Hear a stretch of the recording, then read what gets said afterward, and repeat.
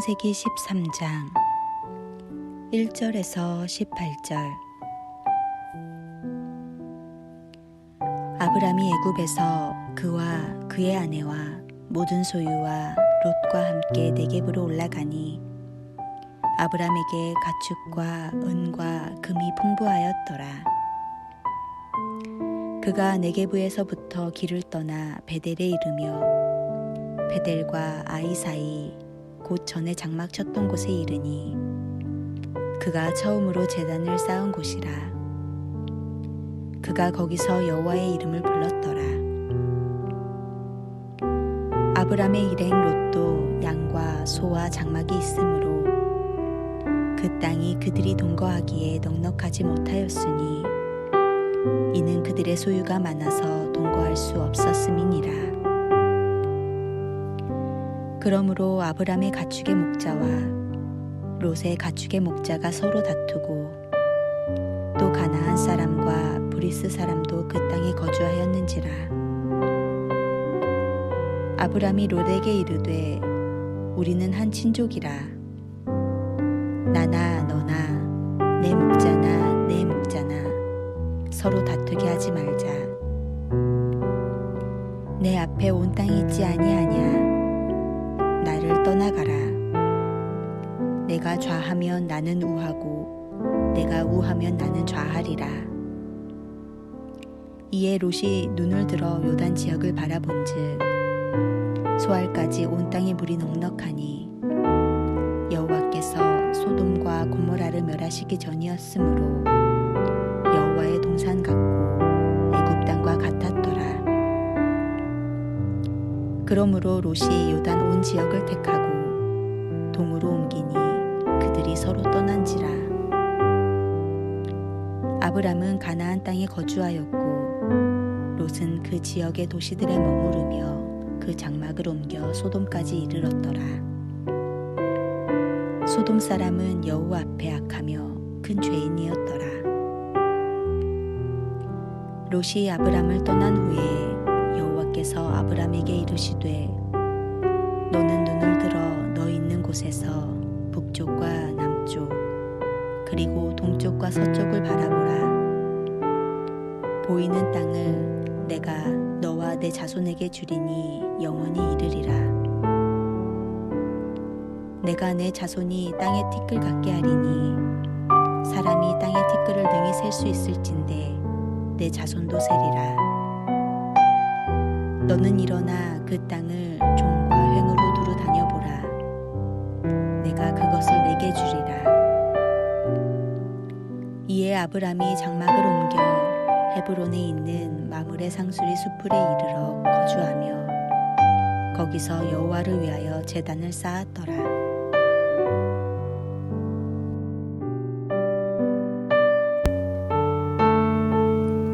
이집트로 내려갔던 아브라함은 비참하게 실패했지만 하나님께서는 그를 보호하셨고 오히려 풍족해진 상태로 돌아오게 하셨습니다. 하지만 그 풍족함으로 인하여 아브라함의 가정에는 갈등이 생기기 시작했습니다. 아브라함에게는 동행자 조카인 롯이 있었습니다. 그는 긴 여정을 아브라함과 함께 동행했습니다. 그 먼 거리를 이동하면서 그는 아브라함과 혈육관계를 넘어선 동지와 동행자가 된 것입니다. 물론 부모가 일찍 돌아가신 상태인지라 그가 큰아버지를 좋아하는 것은 어찌 보면 당연한 일일 수 있습니다.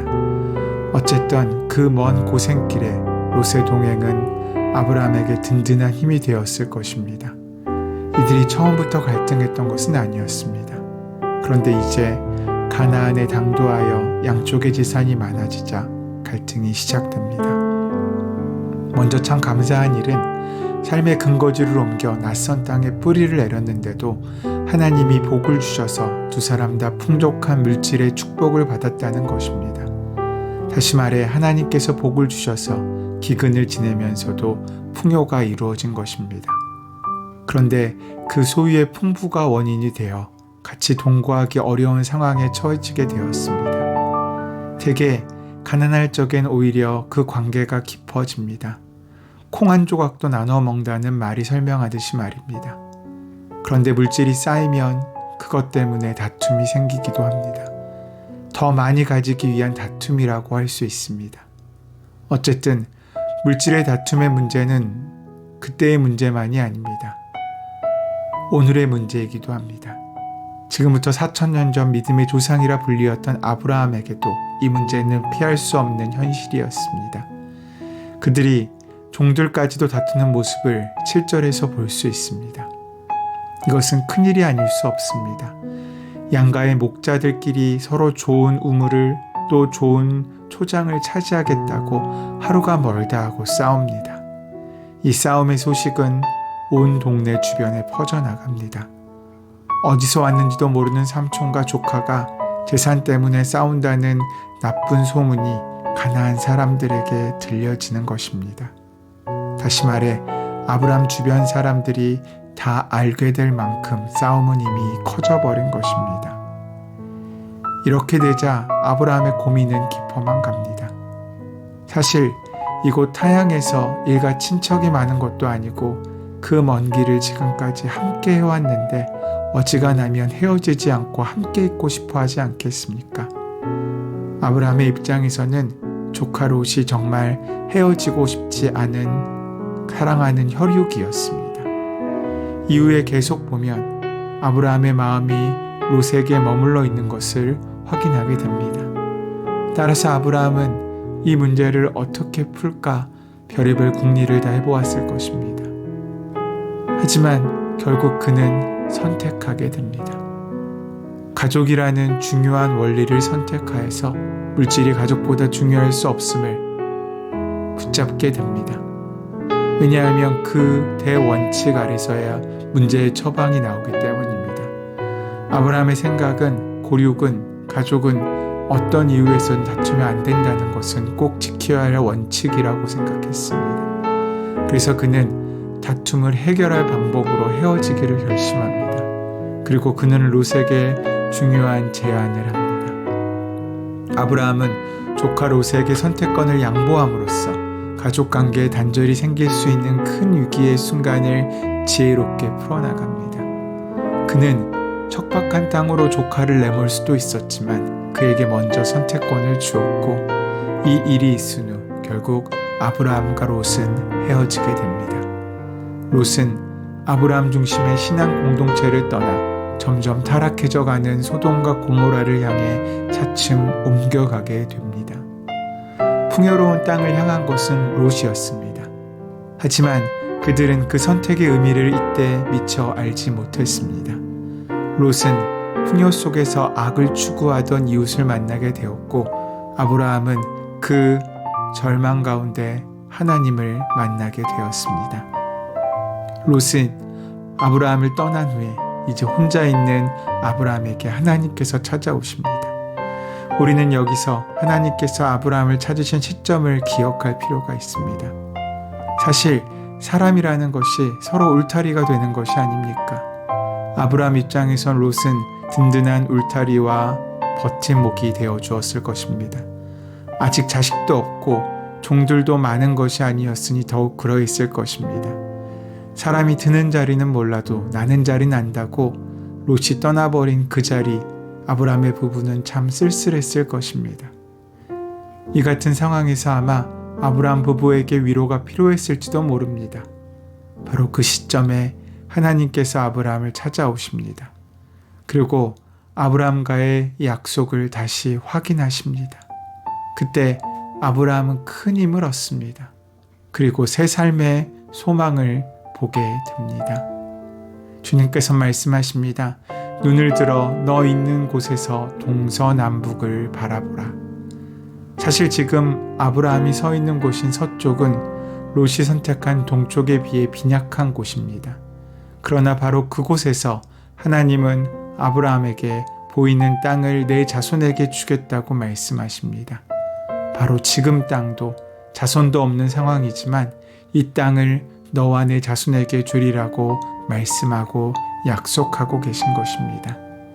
12장에서 자기의 모든 근거를 버리고 오직 명령을 따라 나선 아브라함에게 다가오셨던 하나님, 이제 그분이 롯이 떠난 빈자리를 찾아오셔서 든든히 그 자리를 채우신 것입니다. 곁에 있던 사람이 떠나버린 쓸쓸한 자리에 따뜻함으로 다가서신 하나님, 그분은 나누고 양보에 다 써버린 텅 빈 빈자리를 오히려 풍성하게 채우십니다. 오늘 아브라함의 선택은 물질의 관점으로만 본다면 정말 어리석고 무책임해 보이는 선택입니다. 하지만 누군가는 고생과 위험을 감수해야 한다면 하나님과 동행하는 자신이 그 길을 가는 편이 낫다고 아브라함은 생각했을 것입니다. 만약 하나님이 없으시다면 롯처럼 사는 것이 정답입니다. 그러나 살아계신 하나님이 역사의 가장 강력한 변수이심을 믿는다면 우리의 선택은 달라질 수 있어야 하고 또 달라져야 합니다. 그때 우리는 아브라함처럼 그 자리에서 하나님의 은혜를, 하나님의 음성을, 하나님의 임재를 만나고 경험할 수 있게 될 것이기 때문입니다. 오늘 그 특별한 은혜를 만나는 하루 되시기를 소원합니다. 의로운 자를 지키신 하나님, 우리에게 믿음을 더하시고 주님과 동행하는 결단을 허락하여 주셔서 순종의 발걸음을 통하여 비록 손에 있는 것은 놓친다고 할지라도 하나님을 더욱더 굳게 붙잡아 이기고 승리하는 복된 삶을 살아갈 수 있도록 주님과 동행하는 풍성한 생명을 누리게 하여 주시옵소서. 우리 주 예수 그리스도의 이름으로 기도드립니다. 아멘. 이제 다 함께 조용히 주신 말씀을 묵상하며 오늘 하루 이 말씀을 붙잡고 살아가기 위하여 함께 기도하시겠습니다.